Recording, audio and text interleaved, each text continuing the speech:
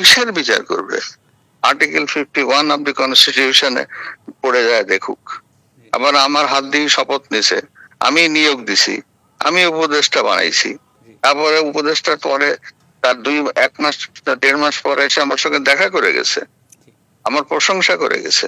কারণে এনসিপির পক্ষ থেকে বলা হচ্ছে যে আপনার বিচারের দাবিতে আপনার জুলাই আন্দোলন এগুলা বাদ দেন, এগুলা পাত্তা দেই না। এগুলা পাত্তা দেই না। আমি উপদেষ্টা বানাইছি, কিসের বিচার করবে, কিসের? সংবিধানের 51 অনুচ্ছেদ পড়ে দেখুক। পদত্যাগের পর সংবাদ মাধ্যমে বলেন সদ্য বিদায়ী রাষ্ট্রপতি মোহাম্মদ শাহাবুদ্দিন। রাষ্ট্রপতির পদ থেকে সরে দাঁড়ানোর পর মোহাম্মদ শাহাবুদ্দিনকে গ্রেপ্তার করে বিচারের আওতায় আনার দাবি তুলেছে জাতীয় নাগরিক পার্টি সহ কয়েকটি সংগঠন। তবে পদত্যাগের পর সংবাদ মাধ্যমের সঙ্গে কথোপকথনে এ ধরনের দাবি উড়িয়ে দিয়ে সংবিধানের 51 অনুচ্ছেদের কথা সামনে এনেছেন শাহাবুদ্দিন। রাষ্ট্রপতির পদত্যাগের পর দায়মুক্তি নিয়ে কি আছে সংবিধানে?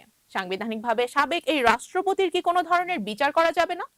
সংবিধান বিশ্লেষণে দেখা গেছে বাংলাদেশের সংবিধানের রাষ্ট্রপতির জন্য যে দায়মুক্তির বিধান রয়েছে তা রাষ্ট্রপতির দায়িত্ব পালনকালীন সময়ের জন্য প্রযোজ্য। বাংলাদেশের সংবিধানের 51 অনুচ্ছেদে রাষ্ট্রপতির দায়মুক্তির বিষয়টি উল্লেখ রয়েছে। সংবিধানের ওই অনুচ্ছেদে রাষ্ট্রপতিকে 2 ধরনের সুরক্ষা দেওয়া হয়েছে।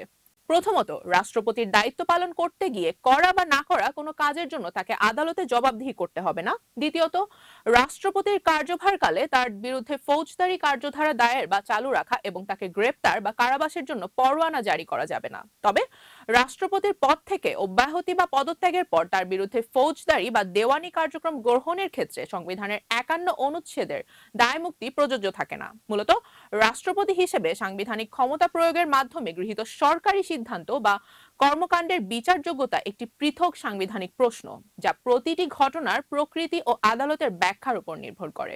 এ বিষয়ে বাংলাদেশের সুপ্রিম কোর্টে এখন পর্যন্ত কোনো সাবেক রাষ্ট্রপতির পদত্যাগ পরবর্তী ফৌজদারি বিচার নিয়ে প্রত্যক্ষ ও নির্ধারক নজির প্রতিষ্ঠিত হয়নি।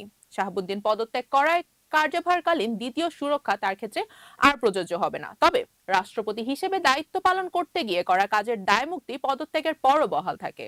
রাষ্ট্রপতির দায়িত্বের অংশ নয় এমন কোনো কাজ, দুর্নীতি কিংবা রাষ্ট্রপতি হওয়ার আগে কোনো ফৌজদারি অপরাধ এই দায়মুক্তির আওতায় পড়বে না। সংবিধানের 51(1) অনুচ্ছেদে বলা হয়েছে, রাষ্ট্রপতি দায়িত্ব পালন করতে গিয়ে বা সেই বিবেচনায় কোনো কাজ করলে কিংবা না করলে সেজন্য তাকে কোনো আদালতে জবাবদিহি করতে হবে না। তবে ওই কাজের কারণে সরকারের বিরুদ্ধে আইনি কার্যধারা নেওয়ার অধিকার বহাল থাকবে।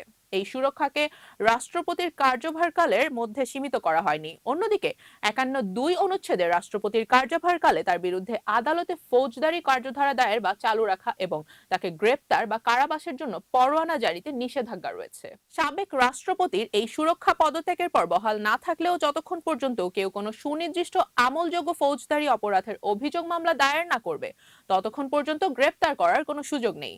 রুবাইয়াত জান্নাত, টাইমস 24।